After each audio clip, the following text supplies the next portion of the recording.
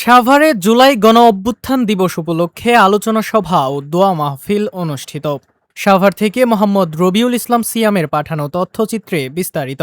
জুলাই গণ অভ্যুত্থানে শহীদদের আত্মার মাগফিরাত এবং আহতদের দ্রুত সুস্থতা কামনায় সাভারে আলোচনা সভা ও দোয়া মাহফিল অনুষ্ঠিত হয়েছে। বৃহস্পতিবার ৬ আগস্ট আসরের নামাজের পর সাভারে আয়োজিত এই কর্মসূচিতে প্রধান অতিথি হিসেবে বক্তব্য দেন ঢাকা ১৯ আসনের সংসদ সদস্য ডাক্তার দেওয়ান মোহাম্মদ সালাউদ্দিন।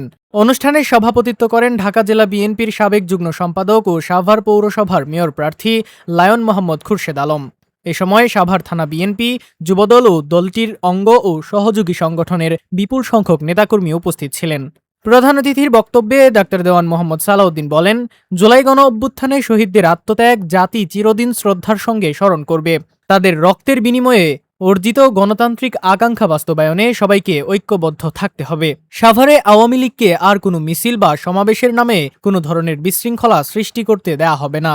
বক্তব্যে লায়ন মোহাম্মদ খুরশেদ আলম বলেন, যারা জুলাই গণ অভ্যুত্থানে জনগণের বিরুদ্ধে অবস্থান নিয়েছিল তাদের বিষয়ে সবাইকে সতর্ক থাকতে হবে। শহীদদের আত্মত্যাগের চেতনা ধারণ করে গণতন্ত্র, ন্যায় বিচার ও মানুষের ভোটাধিকার প্রতিষ্ঠার আন্দোলন অব্যাহত থাকবে। আলোচনা সভা শেষে জুলাই গণ অভ্যুত্থানে শহীদদের আত্মার মাগফিরাত এবং আহতদের দ্রুত সুস্থতা কামনা করে বিশেষ দোয়া ও মোনাজাত অনুষ্ঠিত হয়।